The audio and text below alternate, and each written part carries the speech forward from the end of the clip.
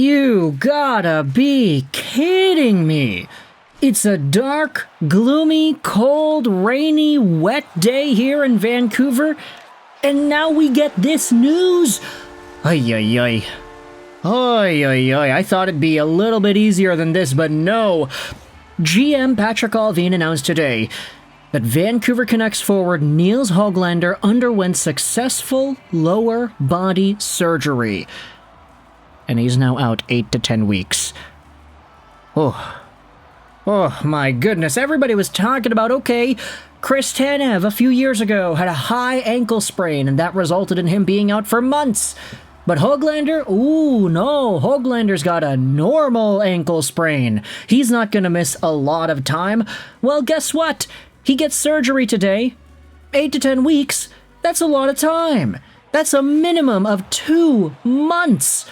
And with this in mind, I think the Vancouver Canucks have no choice but to give some of their younger guys more opportunities to stick around. Patrick Allvin and Jim Rutherford, they kind of have their jobs cut out for them. We spoke about this earlier in today's show, but Jim Rutherford said on the 100% Hockey podcast, there are realistically 3 spots up for grabs in the Vancouver Canucks forward core. We already knew that the fourth line left wing spot was probably up for grabs. Now, Nils Hoglander's spot is up for grabs, and then there's Connor Garland's spot too. So that's 3 spots, essentially, that young guys, Braden Coots or Lekaramaki or anybody else, could realistically take over and take control of heading into the start of the season. And so, as long as guys like Braden Coots and Lekaramaki continue to produce, and they continue to show off well, we might be poised to seeing some of these guys take the next step and become Vancouver Canucks. For what it's worth, Rutherford also said in the podcast earlier today that they need to evaluate Braden Coots and decide whether or not 9 games is appropriate for him to start out his NHL career this season. No shade on the guy if he doesn't end up getting it. I mean, he's been good enough in the preseason that you can't really go wrong either way, but in the short term, Vancouver might need themselves some extra forward support now that Hoglander is out. And obviously this sucks so much for Hoglander when you consider the injury that he sustained, the fact that it happened in a preseason game against the Calgary Flames, the fact that he was seen in a walking boot after the game there, and now he's going to be out for a minimum of 2 months.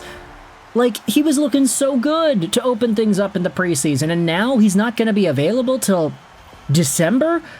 That is an absolute killer, and I think for a lot of Vancouver Canucks fans who are expecting Hoglander to bounce back and to actually have a season worth talking about, to justify keeping him in the roster over a guy like Vasily Podkolzin, for example, this is just such a blow, and I think it's even more bad news in an already gloomy Vancouver Monday afternoon. So, with that in mind, let me know your thoughts in the comment section below about this quick update. Nils Hoglander gets hurt and suffers a long-tenured injury that's going to take up to 10 weeks to recover. Hopefully it's a little less than that, but knowing the Vancouver Canucks health staff, I'm not too sure we can fully trust it. Maybe it's even more than 10 weeks. I wouldn't be surprised if this guy doesn't play a game until the new year. Of course, knock on wood, he does recover in time, and he does come back sometime around the start of December.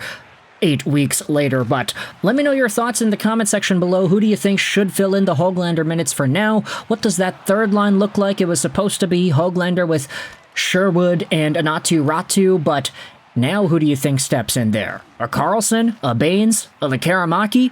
Do you even think about Lekaramaki in the top 6 because of what had transpired in the preseason? Let me know your thoughts in the comment section below. I hope you enjoyed this video. Rolls 99 and bye.